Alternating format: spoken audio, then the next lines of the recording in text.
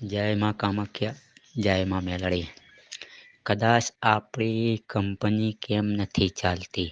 આપણી કંપની ચાલવાનું કારણ એ કે તમે કોઈ બિલ્ડરને તમે આપ્યું કે આ મારું આટલું કામ કરી નાખ. તો એનું કારણ એ કે ક્યાંથી માટી લાવ્યો હોય એ તમને ખબર નથી. વત્તા કે માટી લાવ્યો એ મહાન ભૂમિની હોય તો બી એમાં મચ્છરની હड्डी એ તે આવી જાય તો કંપનીની અંદર એ નાખે પૂરણ કરે તો બી એવો આત્મા તમારા કંપની પ્રવેશ થાય. બીજું કે તમારી કંપનીની અંદર કોઈ મોત થયું હોય કે અહીંયા કોઈ દાટી હોય તો એ આત્મા ભટકતી હોય તો બી તમને હેરાન કરે.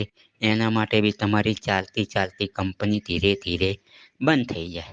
ફિર તમે જાઓ ભૂવા આગળ કે ભગત આગળ જાઓ કે ભાઈ આ દેખાડો તો તમને બીજું ને બીજું કાંઈ ને કાંઈ ભરાઈ દે કે તમારે મેલડીનું દુખે કે તમારે કે સતીનું દુખે.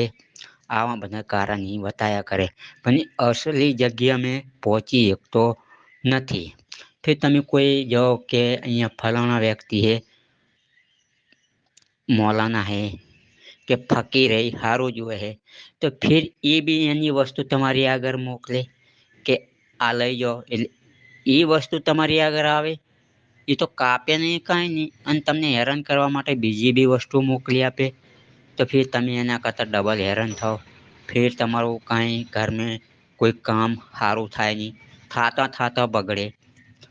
બધી રીતે તમારે દિવસ ખરાબ આવતા જાય. એના પછી કે દાખલા તરીકે તમારો છોકરો બહાર ગામ ગયો હોય તો અડધ વચ્ચે પાછો આવે તો બી તમારી ઉપર કોઈ કાલા જાદુ કરવાયા હોય, કોઈ તંતર કરવાયા, કોઈ મસાણની હડ્ડી ડાલી હોય, કોઈ સુવરની હડ્ડી ડાલી હોય, કોઈ પૂતલી તમારા ઘરની આગળ દાટી ગયું હોય, આવી રીતની ક્રિયા કરીને છૂટી જાય.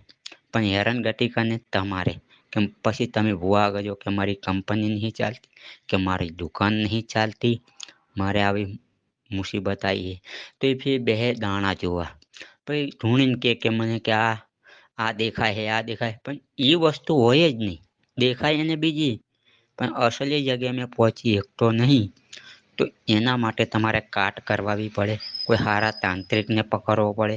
કોઈ તાંત્રિક તમારું એનો નિકાલ લાવી શકે ને કે ભૂવા ભોપા નહીં લાવી શકતા.